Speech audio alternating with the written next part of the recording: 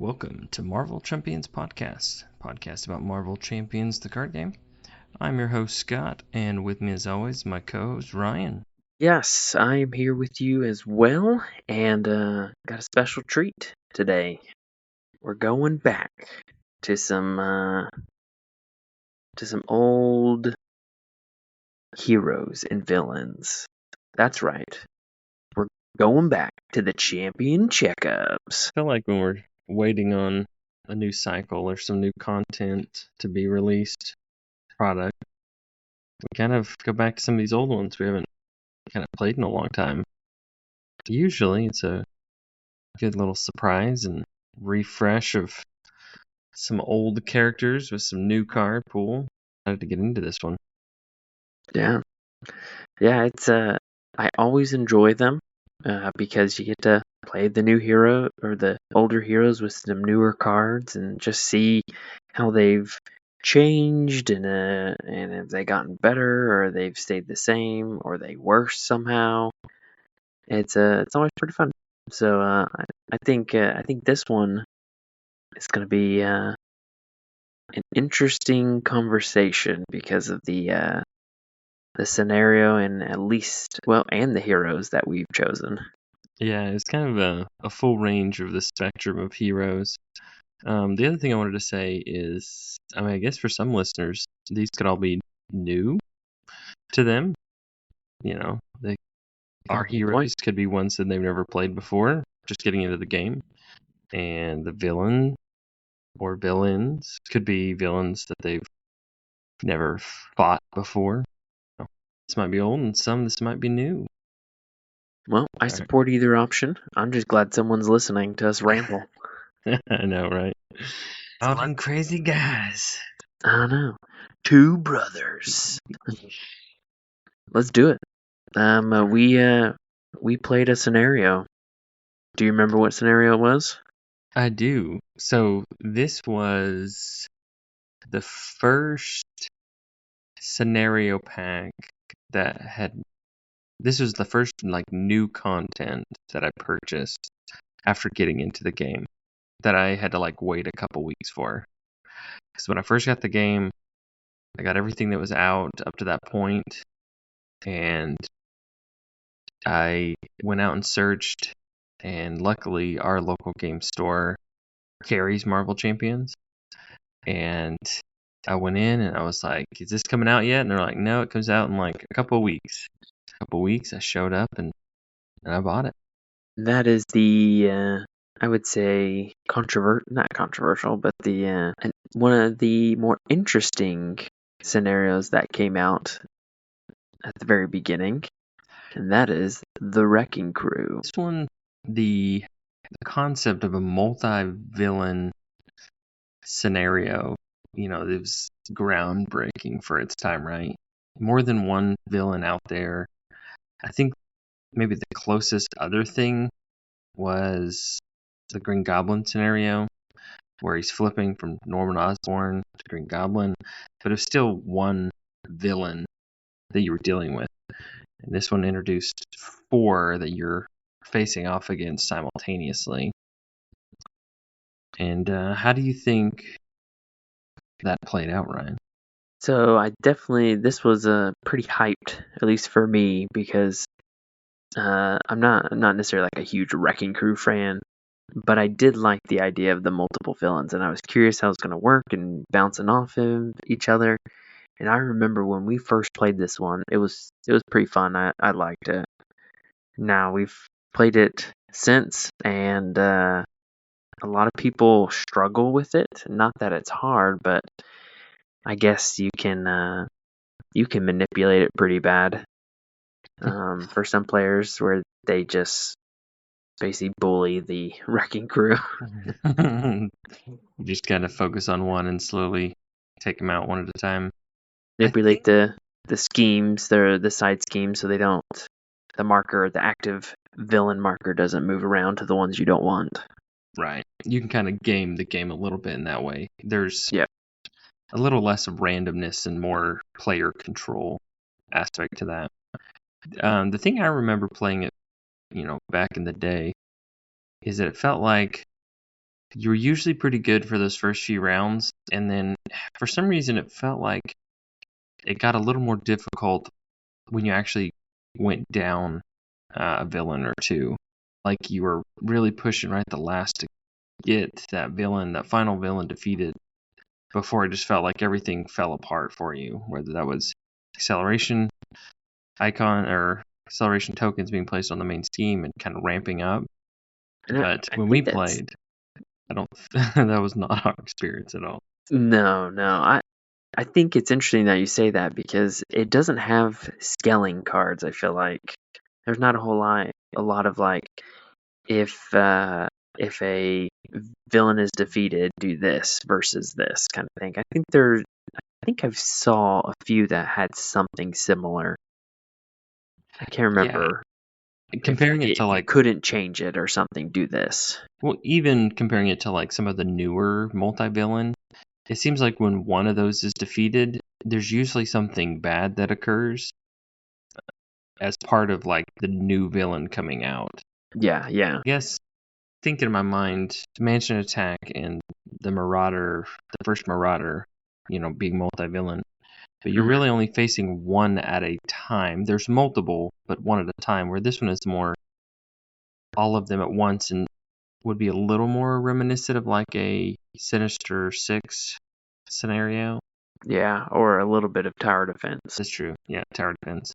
Guess we're gonna get another crack at this multi-villain coming up in the next box, so that'll be interesting. Yeah, yeah. I think this was a good scenario for the designers to kind of see what worked, what didn't work with the community and how they played it, and they've learned from it with these future ones to The make them a dreaded little bit better. learning scenario, The learning scenario, yeah.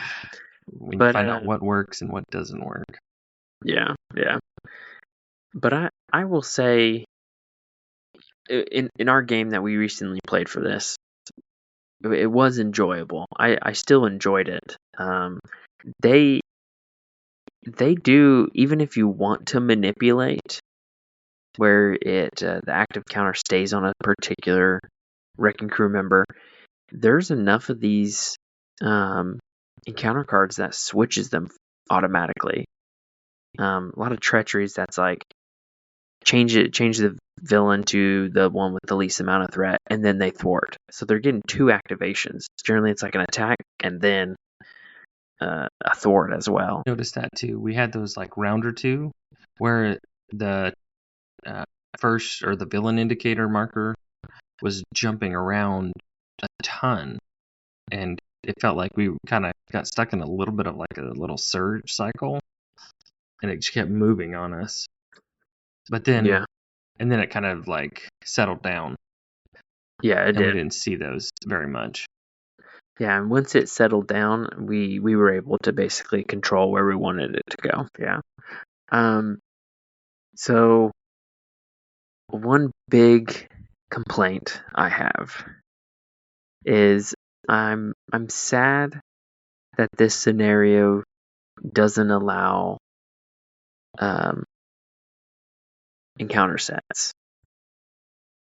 That I think is what's missing from this scenario because you can't change it up. There's no, hey, let me add this encounter set and make it different. It's all isolated in its own scenario.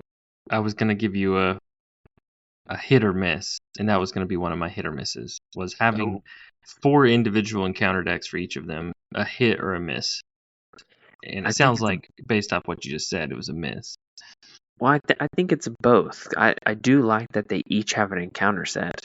I would just love it if you could manipulate those encounter sets. So But you're I fine will with say, the 4 instead of having one like massive encounter deck. yes, yeah. If there was some way you could add in an encounter set in each one of those, I guess you could. If you could home rule it and do that.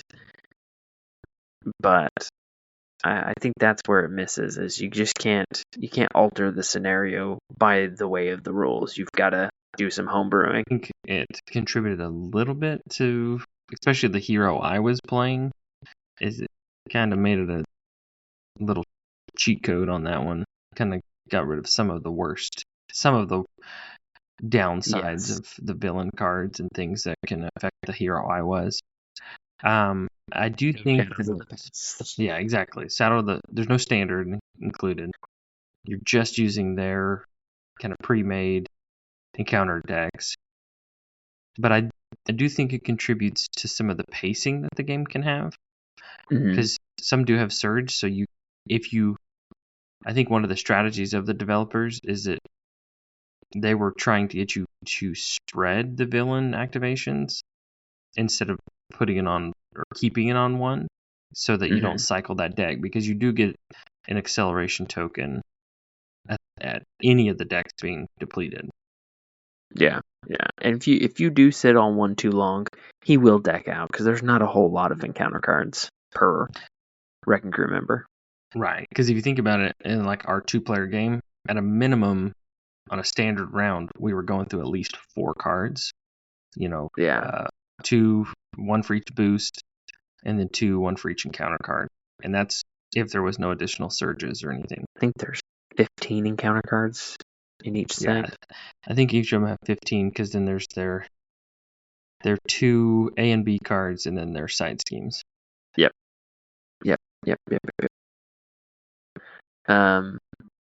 That is one thing I also noticed is there's no side schemes. Well, there is a side scheme. It's their main side scheme, but it There's never 4 side schemes. leaves. Yeah. Yes, but so you can't. There's no additional side scheme. So I found this out the hard way because one reason I chose my deck before playing this. So I played a Justice and I had a One Way or Another, which is completely useless in this scenario. And I could have just changed it out, but I didn't worry about it.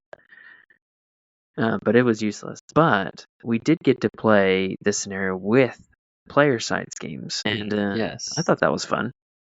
Yeah, we were able to add some side schemes that way. So it took a new card type to a really old scenario. Definitely. I mean, it could have been the first additional side scheme in Wrecking Crew history right there. Boom, boom. I did it. I just broke ground, everyone. Congratulations. I want to thank my mom and dad and yeah, if just kind of summing up here, I definitely think it does suffer from just learning how to do a multi-scenario for the first time with Marvel Champions. But I think there's a lot of fun things in this scenario. I still enjoy going back to it. I've played games like this particular game that we released recently did was a little on the easier side, but we've played before where we've kind of gotten our butts kicked. Yeah. Especially if those side schemes thread out, they're not very kind. Each of them, I do like that aspect about them, that each of them kind of have their own little niche thing that they like to do, and then each of them kind of does something bad for each of their side schemes that can be pretty rough depending on your character. Yeah. All right, I definitely think people should come back to it. Overall, like, I'm with you. Like, it was fun to play. I know a lot of people like to trash on the Wrecking Crew, but it wasn't bad. Like, it was an enjoyable game. Yep. So I got another this or that. So did you like that they did hit points per player on these guys? Or would you have liked to see something different? I thought it was fine for the time. I'm not really sure how you do it different though. The only way that would be different is kind of matching some of the later scenarios, is like they had the ability to like come back in some way, and then you had to make sure they were all dead at the same time or defeated at the same time. Yeah, I guess you could do something like that. It's kind of like what's coming with the Four Horsemen a little bit. Yeah. I mean, I guess you could do it like that, but I thought for the time it was fine. When you beat one, you felt good, and you're like, okay, one down. Right. And a lot of times you're kind of picking at all of them, but if you can focus on one, It's super helpful, and it depends on which heroes you're playing. Some of them are easier to take out than others. Like if you're a hero that has a lot of attack events and stuff like that, taking out Pile Driver is going to be tough. So any chance you get to do damage that's not an attack, so you don't get retaliate, you do it on Pile Driver, and that's what we did in our turn. Like anytime we had an attack that wasn't a quote unquote attack, we threw it on Pile Driver because nobody wants retaliate. All right, so final question, and they'll move on to some heroes. If you had to have one of these 4 villains activated against you, which one would it be? I think it depends on the hero. I think, it depends on the hero and the type of deck. Because I'd say Thunderball isn't that bad because he's really weak attack, but he does an auto damage to everybody. And so if you're running a lot of allies, you don't want Thunderball to be hitting you. That'd be the worst. Pile Driver's not too bad if he's attacking you, but you attacking him kind of stinks. Like maybe Wrecker, because he just does 2 unless it's undefended, then it's an issue. I don't know. It all depended on the scenario, because there was times where like we had allies and I was like, I don't want Thunderball to attack. Let's make sure it stays on this person. But Ryan's answer, it depends. It depends. Just depends. It just depends. All right. What about you? Questions? Yes, and it's definitely Pile Driver. Kind of like that vanilla guy. He's just got like 2 attack. He gets his boost card and he's done. He doesn't do anything like additional. You don't have to worry about him, getting buffed by not defending, and then you don't have to worry about him, taking out, overkilling one of your allies, or dealing additional damage to allies that are out there. So, doesn't he have just the most annoying encounter cards though? He's all about. He's very selfish. He's a very selfish villain. He likes the attention to be on him. So a lot of his stuff is forcing you to have to attack him to get retaliated on. So. I see. He confuses you, doesn't he? He status cards you. His health. He gets much more health. He's got a couple cards that gives him health. Oh yeah, he makes you discard support. That one stinks. It's at the highest cost. Ugh. Pile Driver. Their side schemes are junky and crappy in their own way. Some of the pictures are pretty funny. Like Pile Drivers, he's about, I don't know what he's doing. He's like about to rip this guy's heart out. He's about to Indiana Jones too, that guy. And his side scheme. And he's like holding his hand. Well, at least he's kind of like kind. Before he pulls his heart out, he's holding his hand. He's just misunderstood. He's just helping the officer up. Right, yeah, see? It's all a misunderstanding, officer. Knock me down. Thunderballs, I mean, if you get a wrecking ball to the chest, I think you die. Yeah, I would agree. Thunderstruck just Thunderball just killed that guy. I would have to say Wrecker has the least fun side scheme picture. Yeah, he has a very long head, though. He does. It's very unproportional to like the rest of his body. Good times. He's a giant belt too. Hey, that was in style back then. I guess so. He's got a belt. Does everybody have a belt? Belt. He's wearing his underpants on the outside. That is true. I mean, that might as well be a belt, right? Yeah, he's got a belt too. He's got a belt too. Everyone's got a belt. He has like a unitard on, but then has a belt. Like why? Just to kind of break up everything? It's not to hold his pants up. Yeah, he's got to break it up. Right. Oh, classic villain outfits. So good. Marvel villains. All right. Let's move on to some heroes. Some heroes. All right. Well, do we want to go with everybody's favorite or everybody's least favorite? That's funny. This scenario we chose some people consider the strongest hero, and most people consider the weakest hero. We did a Doctor Strange and Hulk combo. Let's start off positive with Stephen Strange. Okay. But trust me, we're not going to end on negative. But Stephen Strange, Doctor Strange. Some people consider him the most powerful, and I would have to agree that he is in the upper echelon of domination, mostly because he's got this invocation deck that just does absolutely crazy stuff. It's one of those things where you can always play at least one of those a turn, and they're like his big cards. Yeah. Like the ability to put on tough status cards is amazing.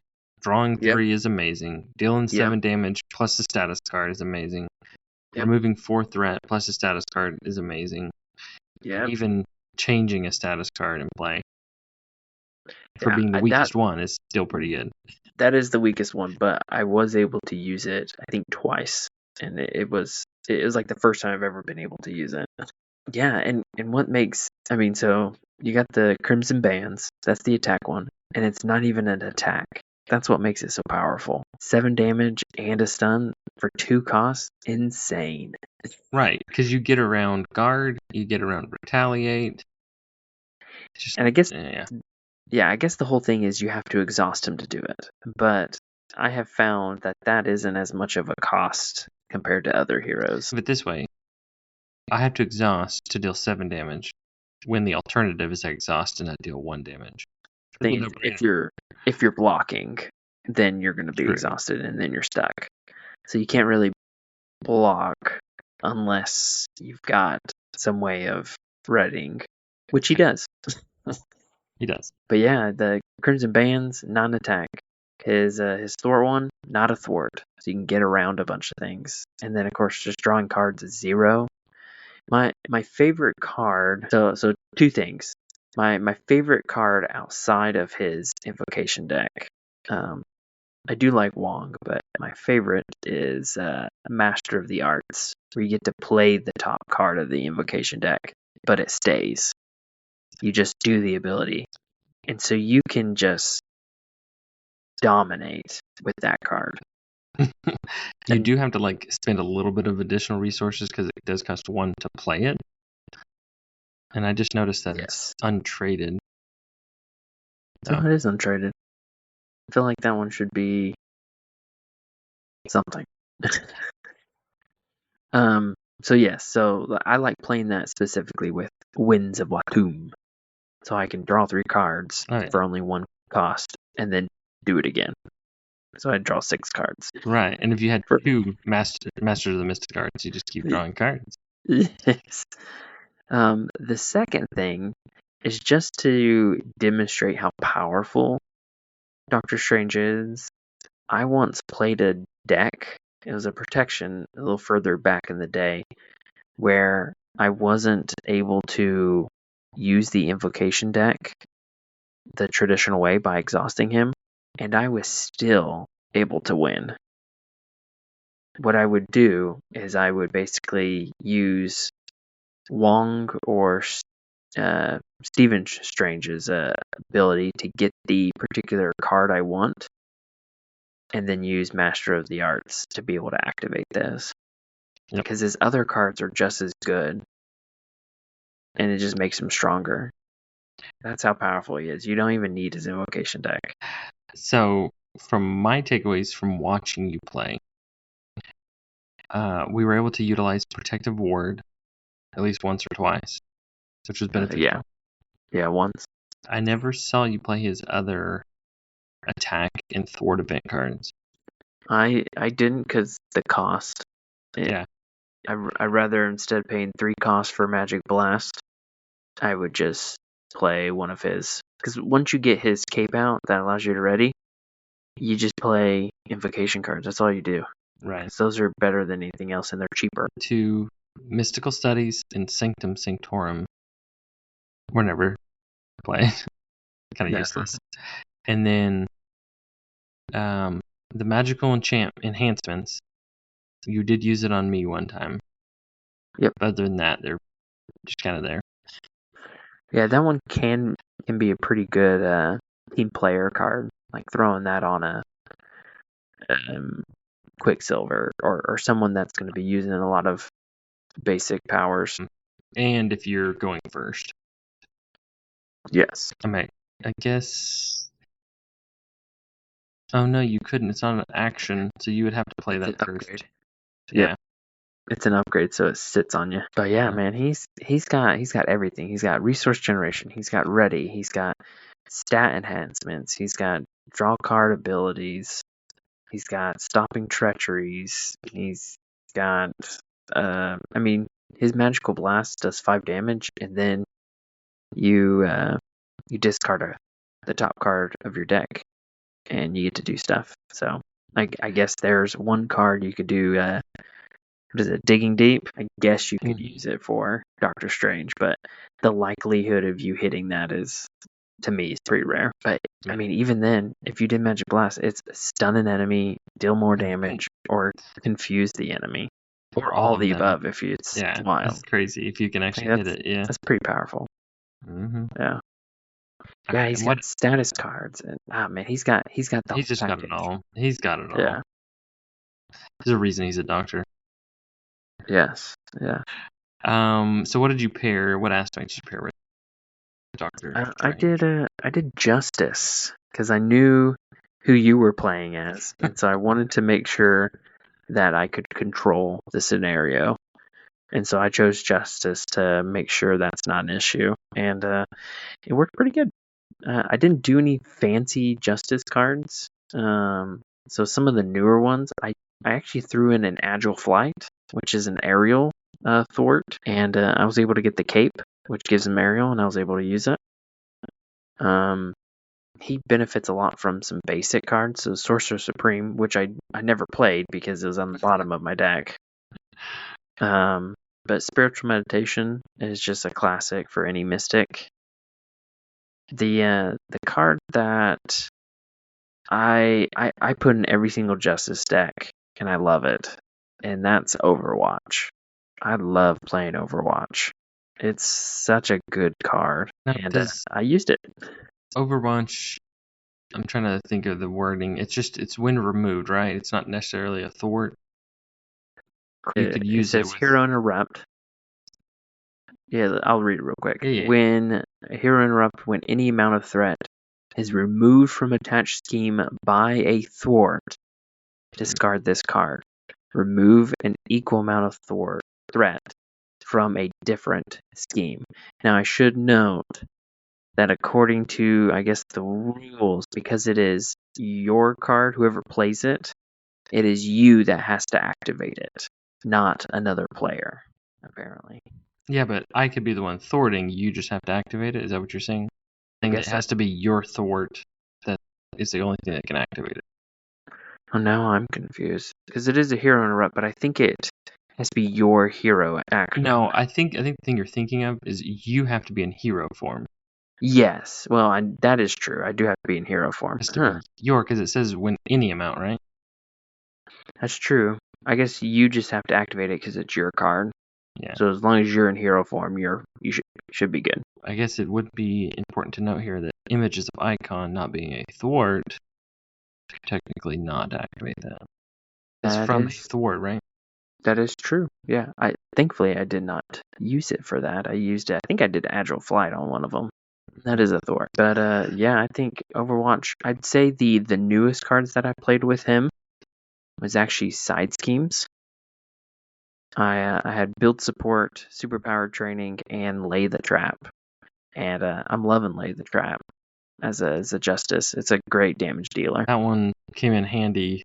We didn't want to waste the damage because I think Pile Driver had the card where you could only attack him or only deal damage to him or something to that effect. Yes. And we were able to kind of manipulate it to where we were able to utilize and maximize our damage to defeat more than one villain with inactivation. Because that can only come onto one of them, but it made it to where we could make everything work. Yeah. Yeah. I will agree with you. I feel like that one is gaining, for me, like its value. Like at first I was like, that's okay. but it seems like that one, out of a lot of the side schemes that have come out, is the one I like. Like, that's pretty good. Yeah, I definitely like this one more than the other Justice, which is the remove a minion. No, this one's way better. Yeah.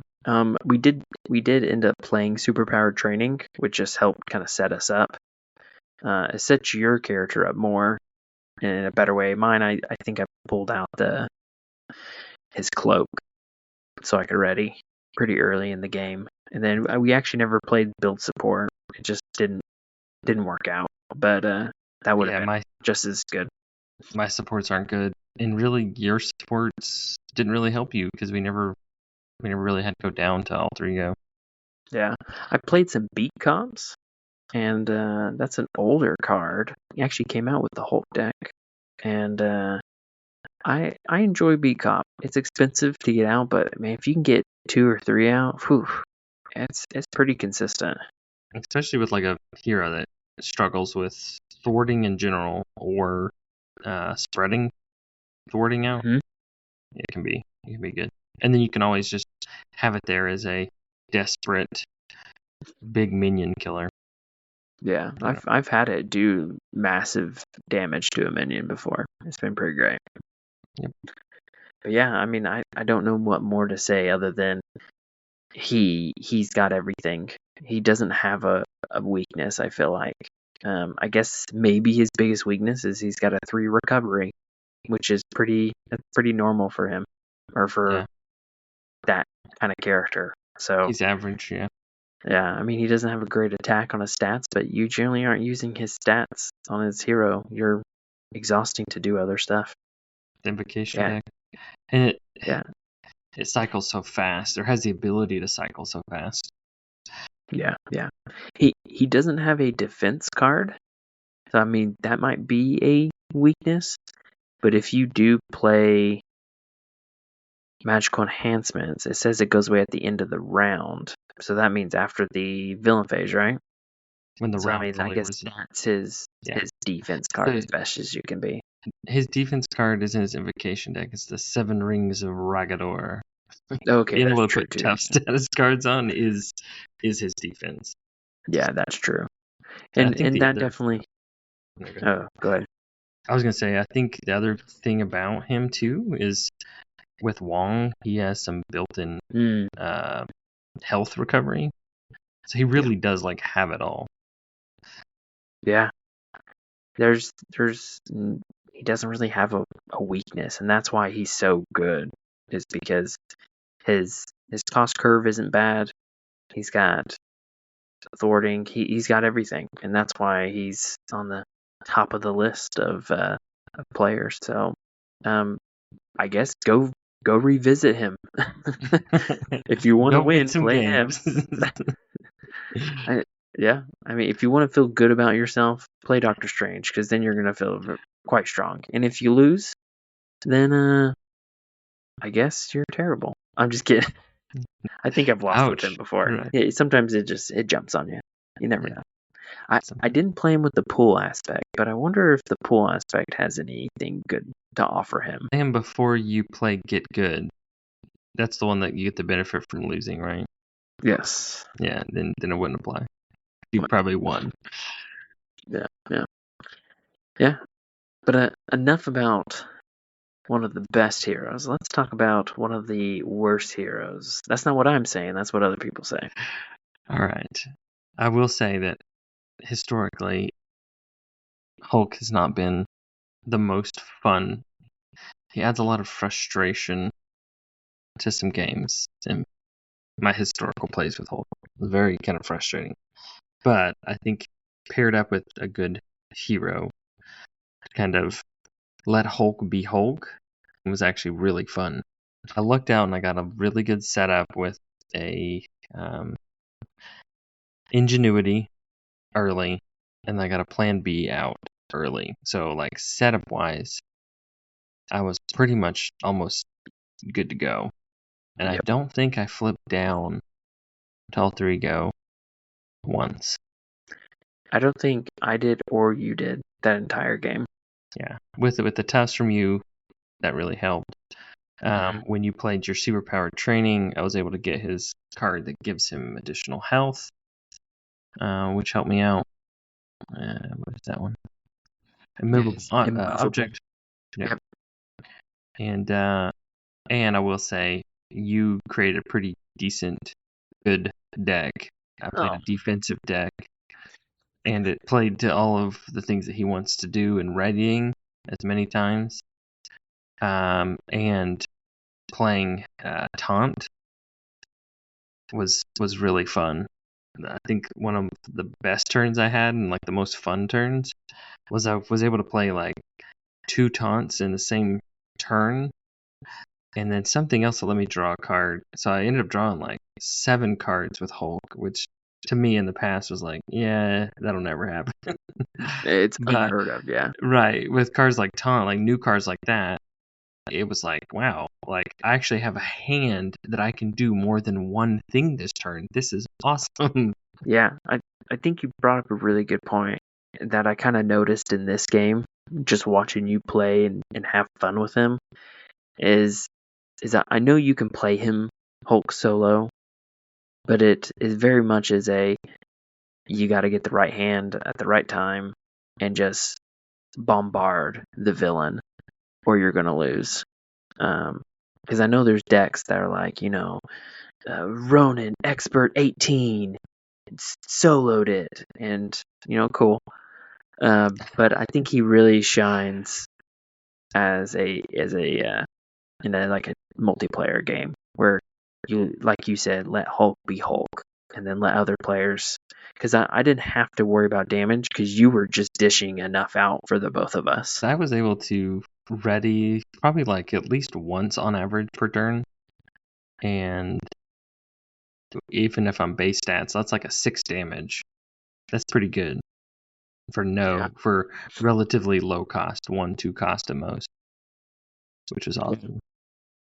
The other thing that I liked is you built his deck around getting him ready a whole bunch, and there was very little like fat within his deck. It was very streamlined. I think at the end of our game, we discussed a little bit about like maybe taking 1 or 2 cards out and replacing 1 or 2. But overall, like I don't feel like there was a real big wasted card. Each card knew what it wanted to do and let you do it. Yeah, yeah. When I used to play Hulk, so I've never been a Hulk hater. I do recognize his faults, and I think some of it is because the community overall is not a big fan of him, and so I'm kind of like, oh, I'll give him some love, and so I kind of defend him in that way. But I used to play him where I just basically threw in a bunch of 3-cost cards and just like accepted the fact that you're only going to play like 1 card a turn. But with so many new cards coming out, I was able to develop a deck that can utilize more cards a turn, and you were able to run it right, and it looked like it was functioning the way I meant it, where you're readying, you're doing max damage, and you don't have to worry about ever flipping down. You can just stay up and dominate. That's the thing I noticed, that I had 2 types of turns with Hulk. I either had ones where I was able to utilize those really low cost ready cards, and I was able to do good damage multiple times, and that was the turn. Or I had the like one big event I did on my turn, and that was it. It was really fun playing 1 or 2 Hulk smashes, throughout the whole game. And then the other thing that was fun that I made like Thunderclap work. Yes, you did. I think twice, and it was like nice because I could spread it everywhere, kill the minion, hit 2 of the bad guys, and because it's not an attack, I could hit Pile Driver, really maximize that.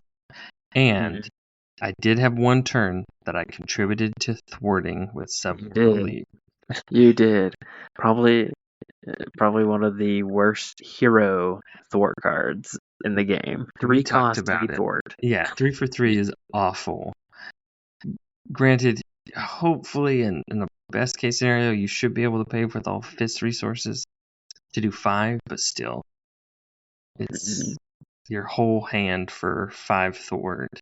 And Nice. he only has 2 of them too. So it's like you've got to have the perfect scenario that you need to do a lot of Thwart off of a scheme, and you've got to have the right cards. And I just feel like that combo is very rare to happen. My luck, I'd get it, and there's like 1 threat on the scheme. Woohoo! Yeah. So let me do some rapid fire questions for you. All right. What do you think? Let me rephrase it. Do you think Hulk is a complicated hero to play? That's a weird word to use. Because, like, Complex? yeah, I mean, he can be complex. Because complex in the way of I've got to think outside the box to make him function to like a usable level. And whether that's like pairing it with an aspect or basic cards, they're gonna make that work.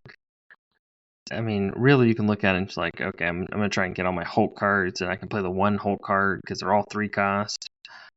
But with the deck you made, I didn't have to think. I did have a little bit more options than I would normally think I would get with a Hulk deck. So Okay. I think the complexity comes in the preparation of playing Hulk rather than the actual execution of playing Hulk.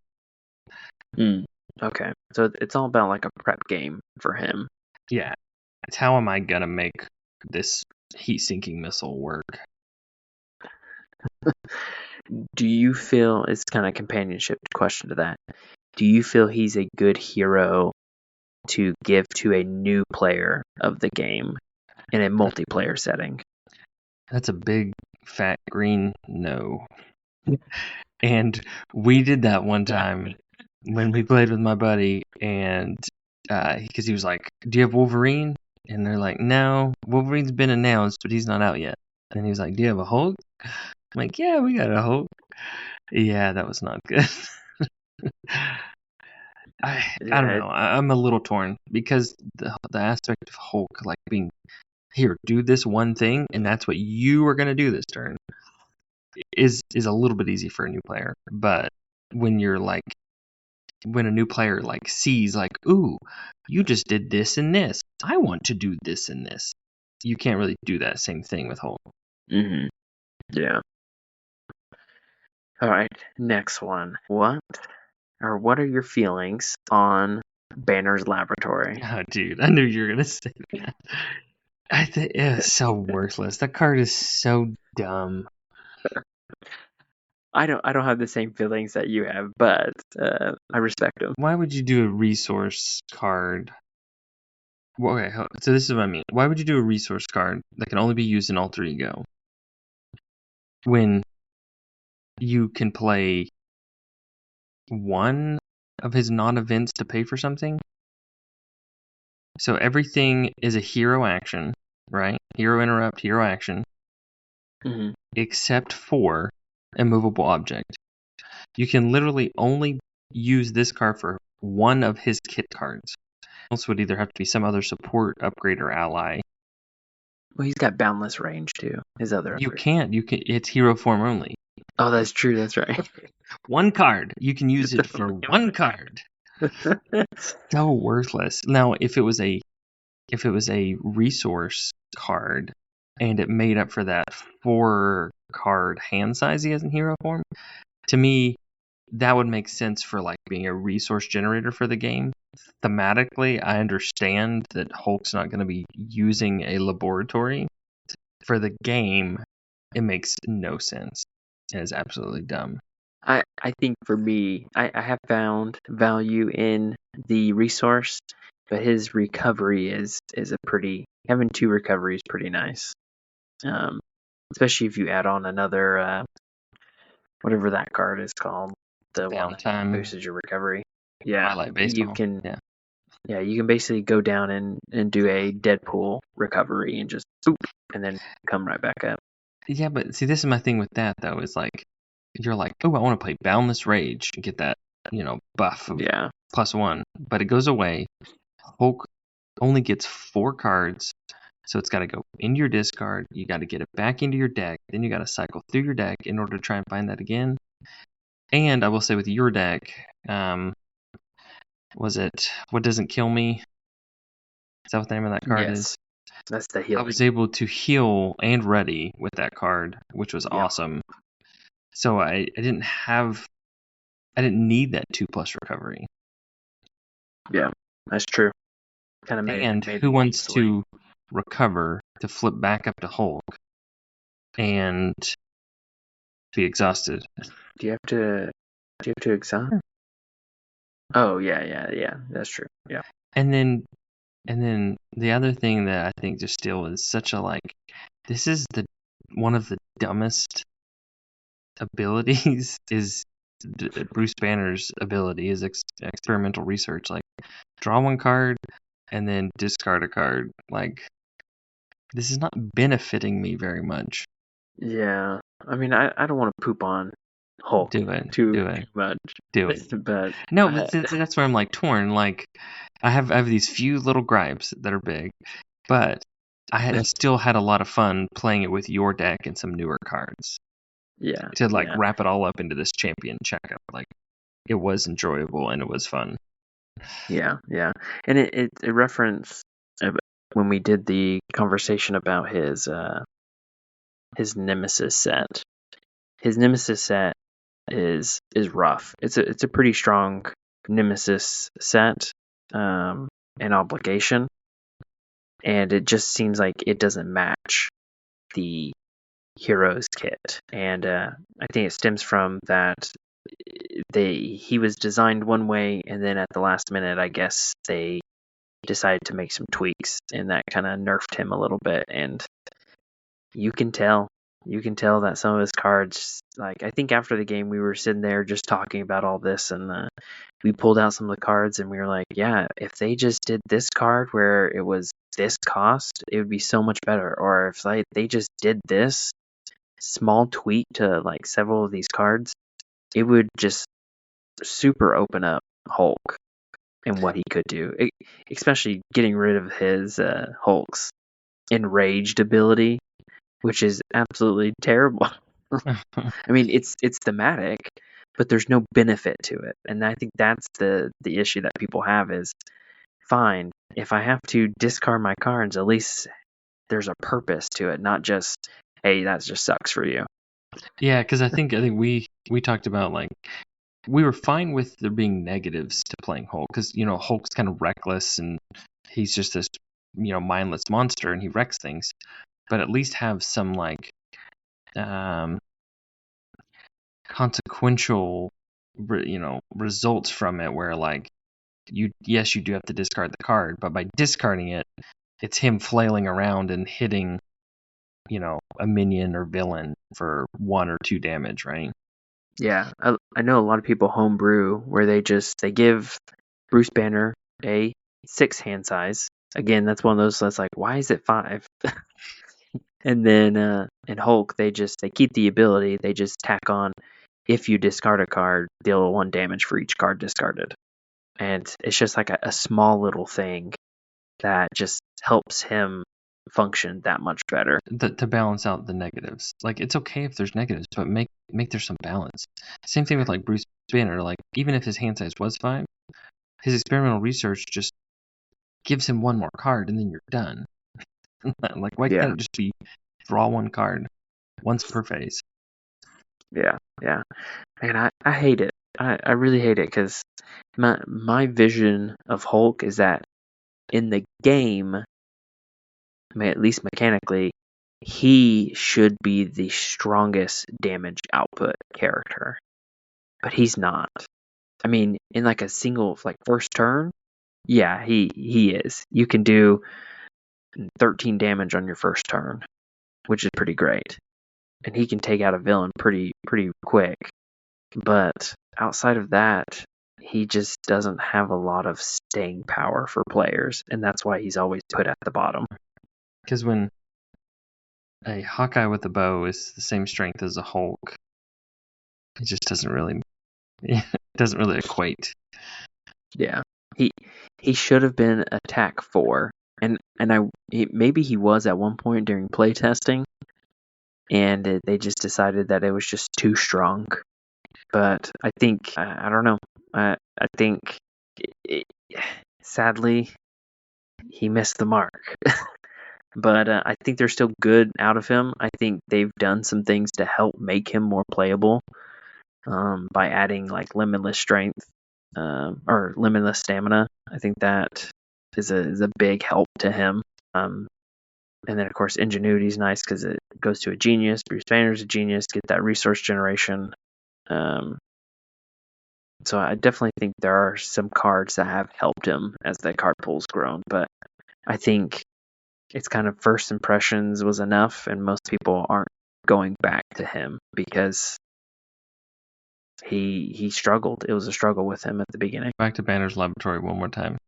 Oh, he's stuck on it. Why couldn't they have done it where like it generates a resource and it removes like 2 threat? That'd Like, be nice. At least let Bruce Banner threat something off. I mean, See, heck, Jennifer Walters can object to stuff and see. I mean, you could do all sorts. You could do instead of the recovery, you could do he can keep the resource generation or his the +1 hand size, or he can do searching for certain cards like some of the other supports. But just the way it is right now, it just doesn't land as much as it should. Limitless strength's cool though. There's always that. Yeah, Taunt's really still waiting. I'm still waiting on the 3 mental resource card. Who it's gonna be? Oh yes. Well, it's gonna be Mr. Fantastic when he comes out. There's not a triple wild either. Who do you think could be a triple wild? Cool.